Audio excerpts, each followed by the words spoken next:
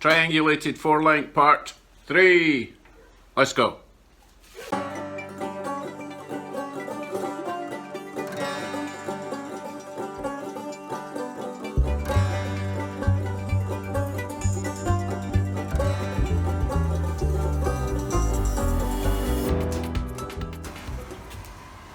So, excuse me, so I managed to tidy the garage a little bit.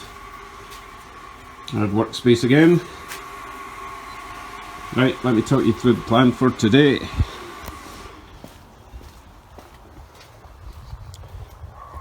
I've decided I need to move these, and if I'm going to move them, I might as well raise them up an inch. For example, that one sits there. These are both adjusted to the same length, and that one sits around there, but the other one is definitely not centered.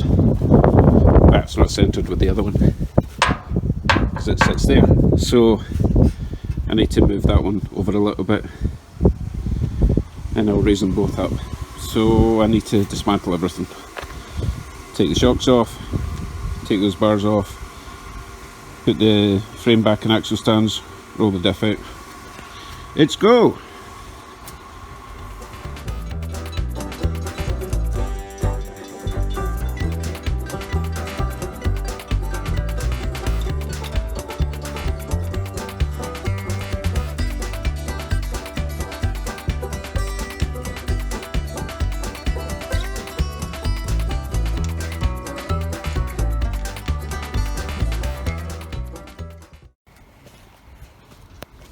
So here's the plan.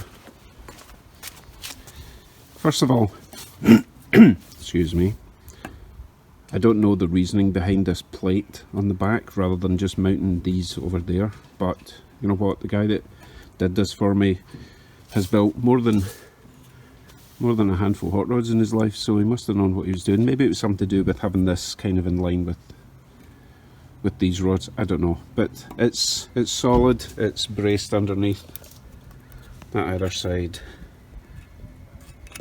so it's solid. So I want these about an inch taller, so I'm going to chop these off, make sure they're centered. Obviously it doesn't look centered here, but they're actually centered with the drive shaft ish. So I will remove these, clean everything up. I've been wanting to clean this up for years, basically. Clean this up, ready for some paint, and then relocate these. I'll measure them from the hubs, make sure they're exactly the same distance apart.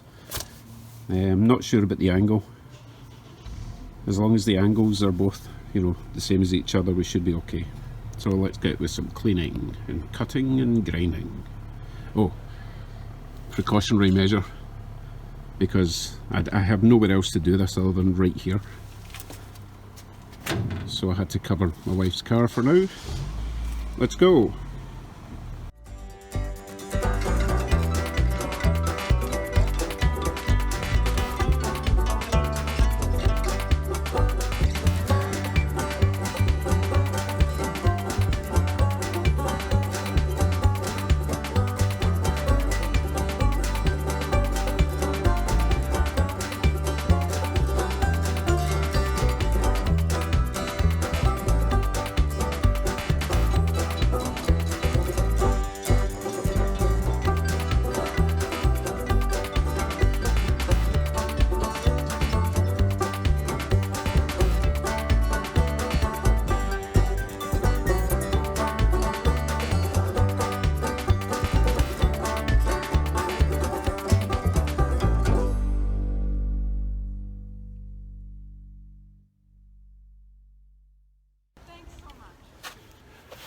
So I'm actually running out of sanding discs and grinding discs, so I have to use them sparingly, so making it pretty will have to wait.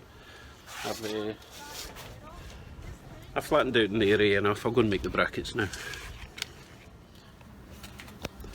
The other thing I'm going to do, I'm just going to chop this edge off completely and then just brace it on the inside to keep that nice and solid. It'll just make life easier. Get it out of the way. Right, brackets. Right, here's me brackets. Now I bolted them all together so that I could grind them all round so they're all exactly the same size.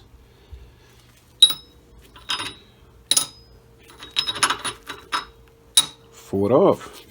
Need to clean that one up. Right, let's get them on the diff, I guess. Need to put the diff back in and line everything up. So I'll go and do that. Right, I have the diff back in. I've got the lower control arms back in. I've got the axle lined up in the middle. The wheels are centered. So now I have to work out exactly, I have to do a lot of measuring before I put these brackets on.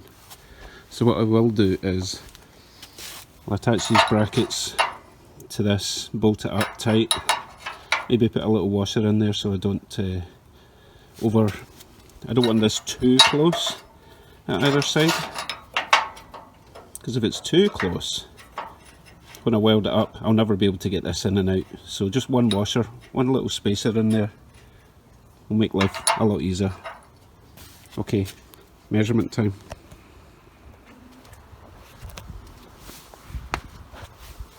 Calculations complete to the best of my limited ability. Now I know they don't look centre, but they are actually centred between the frame rails. It's because the diff isn't centre, if you know what I mean. It's very rare to get a central diff. You can see that the drive shaft's off to the left, so the diff has to be over to the right. So these points should be centred with that, kind of.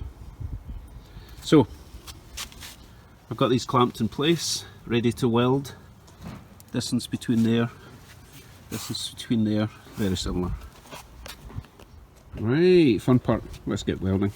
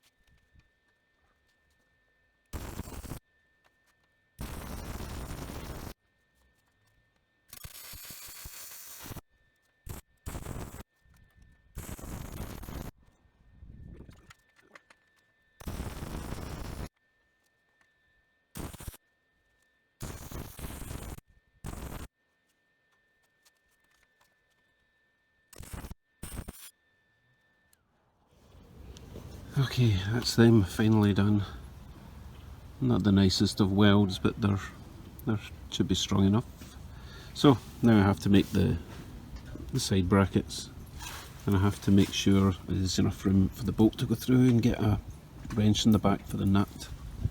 So I'll probably start the boxing at this point here. If I start it way up here, then it's going to be very close to there, so maybe even just halfway.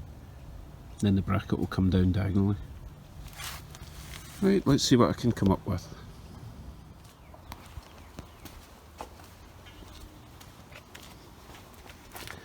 My lovely brackets are all ready. The box section, the boxing in panels are ready. Everything's ready to weld. Dinner time. Right, let's get this done before the food coma kicks in. So, welding on the boxes, welding on the brackets. Let's go.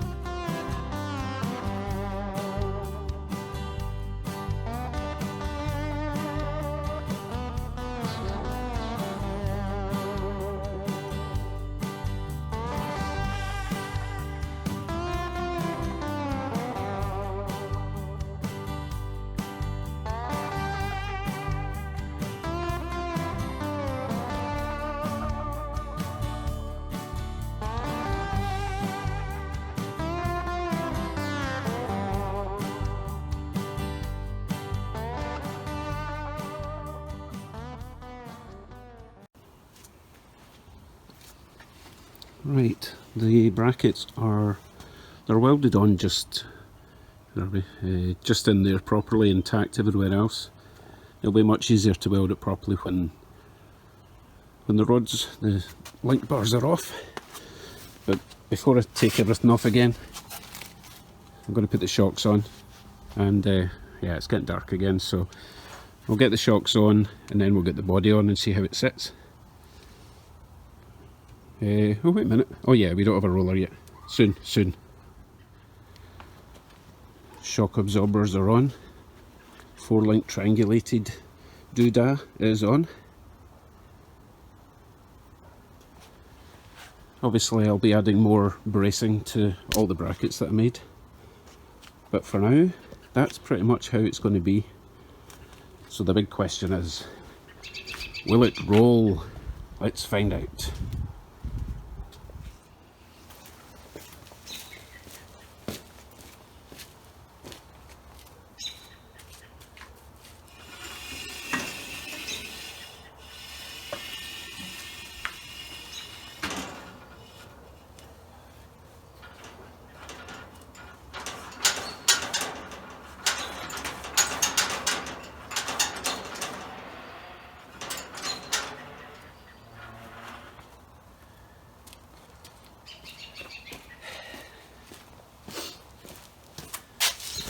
It rolls and bounces.